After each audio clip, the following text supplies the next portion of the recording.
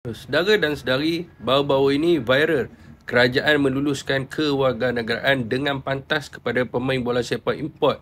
Konon-kononnya demi kepentingan negara. Saudara, seorang pemain yang baru saja berada di Malaysia beberapa tahun boleh jadi warga negara. Sedangkan puluhan ribu anak kecil yang lahir, membesar dan bersekolah di Malaysia ini masih tidak diiktiraf, khususnya di Sabah. Saudara dan saudari, anak-anak tanpa warga negara ini bukan orang luar. Mereka bercakap bahasa Malaysia, menyanyi lagu negaraku dan menghormati jalur gemilang. Namun mereka ini terpaksa hidup sebagai bayang-bayang dalam negara sendiri.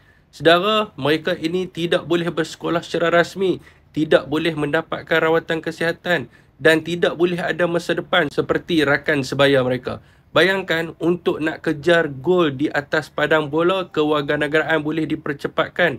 Tetapi untuk kejar keadilan buat anak kecil, alasan biokrasi tak pernah habis. Saudara dan saudari, inilah wajah sebenar dasar yang pincang.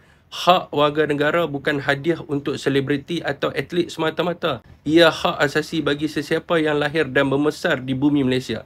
Dan apakah respon rakyat Malaysia?